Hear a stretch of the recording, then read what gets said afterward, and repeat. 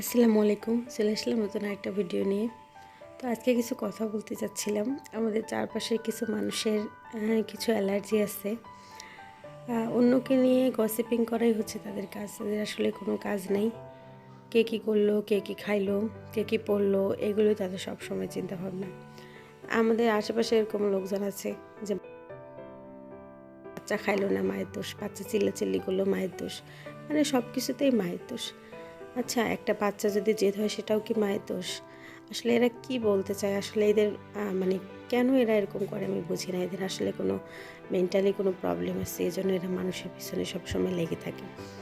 তো আমাদের বাচ্চা আমরা মানুষ করি যখন, তখন দেখবো যে আশেপাশে কাউকেই পাবো না। আমাদের খারাপ সময়ে কাউকেই পাবো না। আমি আমার এই ছোটো বাচ্চাটাকে একা হাতে মানুষ করছি।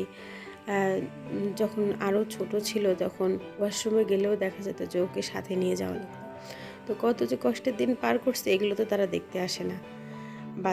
বাচ্চাকে কোলে নিয়ে খাইছি, এমনকি বাচ্চার পটি ভরা গায়েও হচ্ছে খাইছি, এরকমও দিন গেছে। রাত 12টা-1টায় বাচ্চার কাপড় কেচে দিছি, তখন তো কেউ পাশে ছিল না। তো আপনাদের এত প্রবলেম কেন রে ভাই? কার বাচ্চা চিকন, কার বাচ্চা মোটা, কার বাচ্চা বেশি খায়, কার বাচ্চা কম খায়, এসব নিয়ে কেন আপনারা গসিপিং করেন? আসলে আপনাদের কোনো কাজ নাই, আপনারা সিক মেন্টালিটির পারসন। আপনারা মানুষের এইসব বলে আপনারা মজা পান।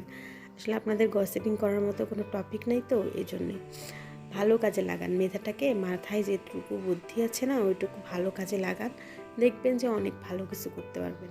মানুষের হাসি দেখে, মানুষের খুশি দেখে যারা ভালো থাকতে পারে না, এরা আসলে নিজেকে ভালো রাখতে পারে না। এই জন্য মানুষের ভালোটা দেখলেও এদের চলে। আসলে এইসব মানুষের থেকে দূরে থাকাই ভালো। আর এই ধরনের মানুষের থেকে আমি সবসময় দূরত্ব বজায় রেখেই চলি। তো কেউ যদি এই ধরনের কথাবার্তা বলে সেটা তার প্রবলেম, আমাদের কোনো প্রবলেম না। তবে সাময়িক খারাপ লাগে যে আপনাদের আসলে প্রবলেম কি? আপনারা এভাবে মানুষের পিছনে লাগেন কেন? আর কোনো কাজ নেই আপনাদের? আরও অনেক কাজ আছে, সেগুলোও করেন। আল্লাহ পাক আপনাদের হেদায়েত দিক, সবসময় সেই প্রার্থনা করি।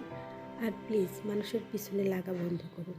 মানুষের পিছনে না লেগে নিজের মেধাটাকে ভালো কাজে লাগান, ভালো কিছু চিন্তা করুন, নিজের প্রবলেমগুলো সলভ করার জন্য ভালো সমাধানের চিন্তা করুন।